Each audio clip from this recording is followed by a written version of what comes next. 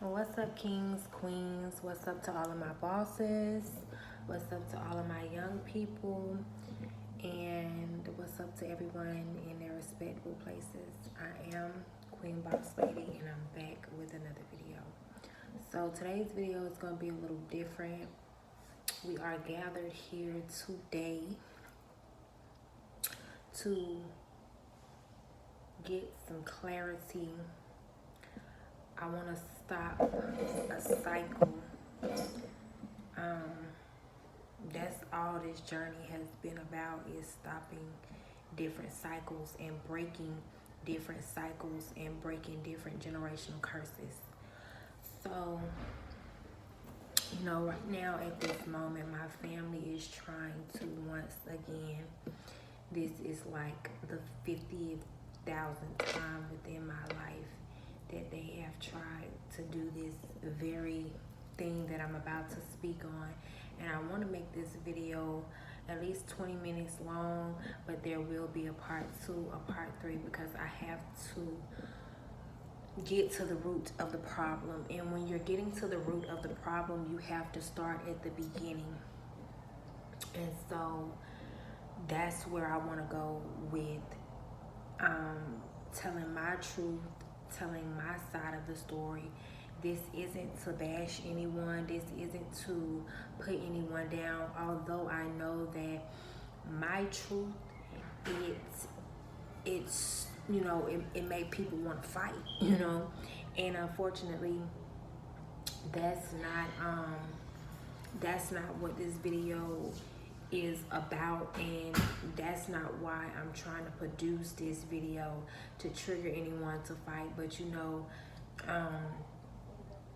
sometimes the truth is someone else's trigger, and they feel like them fighting words to them. But I'm speaking from a place of peace, a place of clarity, a place of wholeness. I'm speaking from a forgiving heart, a heart that has forgave these individuals, because one thing that I've learned on this journey is when people show you who they are, you shouldn't allow that to affect your character, because all they're doing is showing you who they really are. I've met a lot of people on this journey that is still affected in their life today by what someone else has done to them or did to them. They can't get over it. So I am able to make this video wholeheartedly because I have overcame 5 generations that have tried to kill me. My mother, my father, my sister, my nieces, and then now is my daughter. So that's 5 generations that I have overcame. So like I said, as of right now, but it's not working, it's not prospering. My family is trying to use the DCF, CPS, whatever in your state, whatever it's called, system against me, because it's a generational curse from my mom. My mom, this is just a little quick story, and then I'm going to start from the beginning, but my mom was a real street person. She, abandoned us, and CPS was always in our life, constantly stalking us, watching us, making sure that we wasn't home alone. When a lot of times we didn't have any food in the kitchen, and my mom would be out doing drugs and stealing and, chasing my father and things like that. And so we dealt with CPS a lot in my childhood, in my younger childhood. Right when I met my mother, it was just CPS case after CPS case, because she wouldn't stay with us. She would abandon us and leave us in the house with no food, no clean clothes, like nothing. And so they would have to come remove us and place us with family members and things like that. Okay, so we're going to put a pin in that, because this has everything, that generational curse right there has everything to do with why my family is now trying to use the CPS system against me. Okay, so let's start from the beginning. Like I said, this story that I'm about to express to you guys and explain to you guys is all stemming from my mother and father signing a contract and making a deal with the devil pertaining to my life. And this deal that they made, this contract that they signed, was that I wouldn't be known for anything good. I wouldn't be good for anything, and I wouldn't be known for anything good. But that's not what God written for my life. And so I noticed this cycle of repeat, and I said, that's a generational curse, and I want to break it. And so, to make this long story, this long testimony, this long knowing a little bit shorter, my family knew who I was before it's not before I knew, but it's like they would do spell work on me to make me forget like who I am, what I'm capable of doing, how talented, how gifted I am, how unique I am. Okay, so let's start from the beginning. My mother and my sister would curse my wombs as a child. Confirmation, just got a notification. They would curse my wombs by, I would be in the middle of cleaning up, and they would come and they would be like, you're lazy, you're good for nothing, you're not cleaning it right, you're not cleaning it properly, and things like that. And now that I am awakening, I am in full, complete clarity, and I can see, God actually took me back and said, they were cursing your wombs so that you would bear a child that will be lazy. You would bear a child that will be all of these things that they're calling you, because and I found it weird because at the time I did not know that this is projecting. And I never seen my mom really clean up. I would see my sister clean a little bit, but my mom cleaned more than my sister. So, when they were calling me lazy and I was in the middle of cleaning, mopping or sweeping or cleaning the bathroom, I was just like, I didn't understand. But I know now it's called projecting. So they would project on me and they would cast spells on me, and they would curse my wombs, right?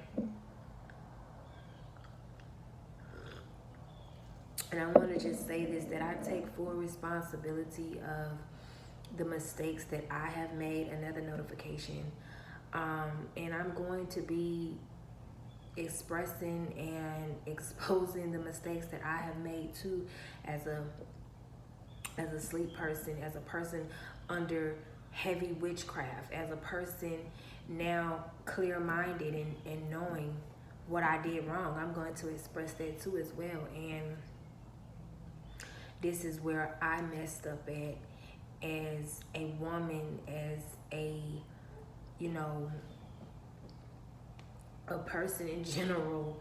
I messed up by choosing my children's father. I messed up there, because had it been now today, I would never choose something like that to mate with or to date with. But there was a lot of hidden agendas behind me choosing my children's father. It was a lot of witchcraft. It was a lot of magic involved. I really did not choose these men for my life. Now, I want to just specify that I knew as a child that my mother was evil, and I used to always try to get away from her. no matter, I just used to try to get away from her because I just knew one day that she would bring great harm to me. Like, I felt that as a child. I know I may be jumping a little bit everywhere with this story, but I'll keep going back to the beginning, because it's just tied so tightly into this generation that I just birthed. And this is where I say enough is enough, because I was never going to speak on this situation, because I'm the type of person that I just heal and grow and go. I heal, grow, and keep going. I keep moving forward. I keep moving forward. So I was never going to speak on the situation, but God is bringing to the forefront that I need to speak on this situation, because it's in that essence that I'm not speaking on it. It is giving them the impression that it's okay to keep repeating these cycles. And I mean, these cycles aren't just a pinch on the wrist. These people, these 5 generations have literally tried to take me out. And in this story and this testimony and this healing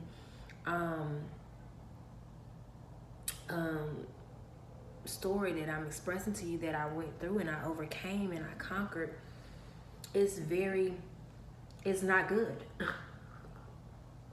It's not good what these people did to me. You know, they would just run certain drills with me, certain tests with me, even as a child, right? So let's fast forward. My mother it's all stemming from my mother and father. They actually pull other people in to help them try to take me out.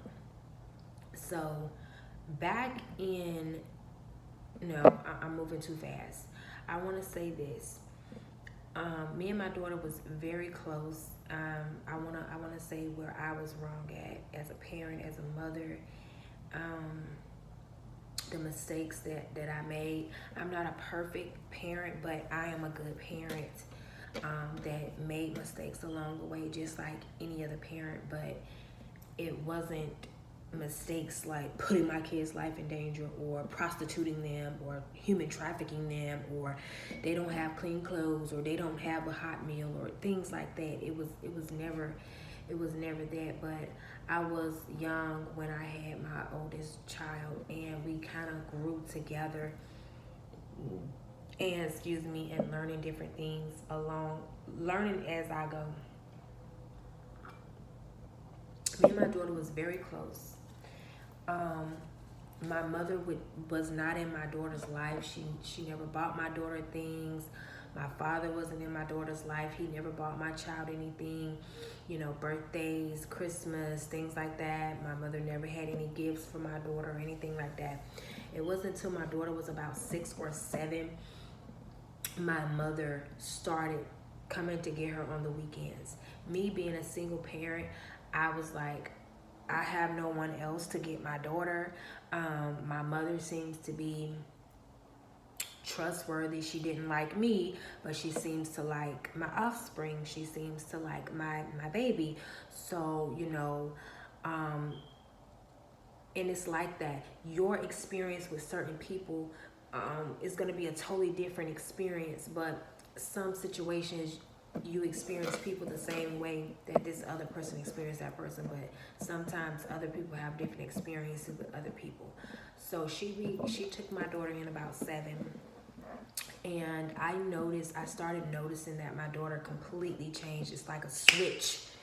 It's like the sparkle in her eye wasn't there anymore. The things that she used to love and enjoy doing, my daughter used to love and enjoy helping me out around the house. She was not lazy. She liked to read books. She was just, a beautiful child to be around. Like I said, my mistake was choosing the wrong man. These genes that I mixed, it wasn't a good idea.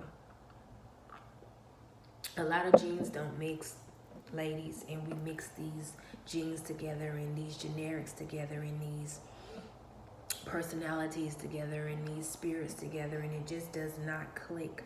And that's one thing they don't tell you about parenting is that you can birth something into this world that you think is just a bundle of joy, and you're feeding it and it's growing and you're nurturing it mentally, spiritually, physically, and emotionally, and you're feeding it and you're feeding it, and then when it gets big enough it bites you because the whole time you was feeding a snake.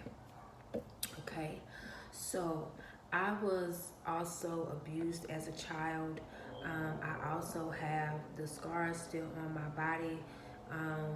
People say, where's your proof or whatever? I have certain scars on my body that my family members have done to me. My sister hit me in the middle of the head with a broomstick one day, right in the middle of my head, because I was not mopping properly, and that was their thing. Whenever my mom left the house, my siblings would try to kill me, because why would you take a mop broom and crack? I think I was like 8 or 9 years old, no older than 10, and she cracked me, bam, right down the middle of my forehead, my head, and I just slid down the on the wall, and I was kind of like in and out of conscious. And I remember even that made her more mad and more frustrated that I showed signs of being hurt. I showed signs of being in despair. I showed signs of needing help. That infuriated her, that I was in touch with my emotions. I was in tune with my emotions. So let's go back to the beginning as well.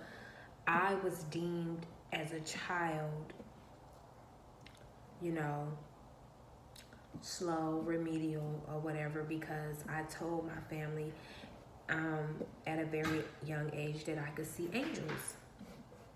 And I didn't think anything was wrong with it. I thought everyone could see angels. I thought everyone had, special angels that they talk to and things like that. But when I told my family that I could see angels, it went left. I was labeled, yes, sweetheart, you can have that. I was labeled slow, retarded, remedial. My family started telling everyone that I was slow and I was remedial and I was retarded, just because I said that I can see angels. And I'm telling you, I was no older than 10 years old. So everybody in my family thought I was crazy. They thought I was slow. They thought I was remedial. I was just looked at, like if we would go to any family function, like people would literally just stare at me, because my mom made sure as long as she paid that phone bill, she was on that phone. She had a call book. She would call everybody in her call book and tell them how she had a retarded child, how I was remedial, how I couldn't read, how I was slow. And I thought that was sad, because I had already went through trauma. And that's one thing my family does, is they try to keep me in this cycle of trauma. We don't want her to heal. Trauma. A few years past, trauma. A few trauma. We don't, I noticed a pattern of my family didn't want me to heal, and they would always cause trauma. Even when I'm trying to heal, they would come. And so I always said that, I remember saying that when I have a daughter, I'm not going to kick her out early. She will have a place to stay as long as I have a roof over my head. She will always have a place to call her home. I'm not kicking my daughter out prematurely. I'm against it. I want my daughter to travel the world. I want my daughter to be safe and secure. When she does decide to move out, she can stay. I've always said that I'm still kind of old-fashioned. I'm young, but I'm old-fashioned. Like, you can stay home until your husband comes and get you from the house. you know. Um, and where I messed up at was I told my daughter this. I told her that, because she was old enough, she was about 15 or 14, and I told her, I said, you never have to move out as long as I got a place, as long as I got a house, as long as I got a roof over my head, you got a place you can call home. I said, you can have as many dogs as you want, and I told her she can have as many dogs as she wants as long as she stays home. Until she is financially stable, until she is secure in this world and she really knows which direction she's going, she needs to stay home. She needs to travel the world. She needs to experience different things. She needs to explore. She needs to, weigh her options out. Don't just fall in love with one guy and just, go to Europe, go to Spain, travel the world. This is what I always, wanted for my girls. And I felt like even saying that to her was a generational curse breaker just right there. And she was like, okay, that sounds good, but it is good. But then just all hell went to breaking loose, because you got to think about it. People get in their mind and they get in their head, and my daughter is one of those people who is very competitive. And you gotta think, right? If my mom is gonna be a generational curse breaker, what am I gonna be, right? Because God allowed me, because I need. It's like one of those things where I need, but it keeps me safe. It has kept me safe. God allowed me to hear other people's conscience. God allowed me to hear other people's thoughts. It has kept me safe this far, because I heard my daughter think that to herself, and I thought, why would she be so adamant about, if you're gonna break this, if you're gonna do this great thing in life, then what is the great thing that I'm gonna do in life? And that's been my whole family's debate. Even as far as my brother trying to steal my identity and steal my gifts and steal my talent and everything like that. My family has tried to clone me. This will be the third time that my family has tried to clone me. Also, I've had other frenemies that also have tried to clone me too as well. So I did not choose a very strong person to mate with. First of all, as far as mental health wise, this person is not very mentally health wise strong in generics or anything. Now, I come from a small witchcraft hick town, and everyone in this town, they cover up the truth. They act like the truth is not going on, the truth is not happening, and they embrace fakeness. They embrace what's not real, like starting rumors and slandering me around the town. But then I never heard the truth about my child's father until I started a business. I started me a cleaning service, and I think in 2013. And this client that I had been cleaning for her for a while. And one day I had to bring my daughter with me because I didn't have anyone to watch her, and my other daughter was with her dad at the time. And so I asked her, was it okay if I bring my daughter? She said, sure. So I brought my daughter, and she took one look at my daughter, and she said, baby, come to the back with me.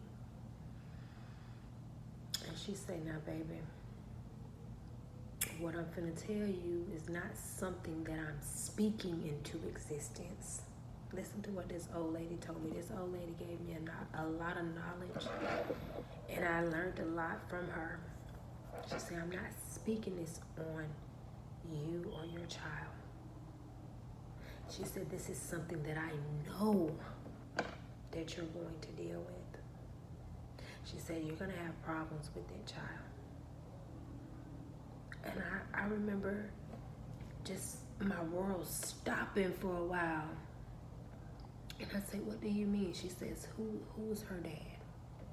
I know who her dad is, but I want you to clarify it for me. And I said the name. And she said, I said Sonny Boy Oaks, right? And she said, I knew it. She said, baby, you're gonna have problems with this child. She says, I want you to get her social security card. She said, I will watch her, leave her on that sofa. I want you to go to down to the mental health place and tell them that you have a child that needs to be evaluated immediately, and tell them that this child comes from a family of dysfunction. They come from a family of incest, right? And I'm just like, all this time I've been in this town, I done heard all the nastiest, gruesomest things about me. Some of it true, some of it not. But never heard anything about this man. Nothing bad. And his family is incest. That their family is crazy. She told me their family is 3 generations. It's 3 generations on death row. They're waiting to be lethal injected. The grandfather, the father, and the son.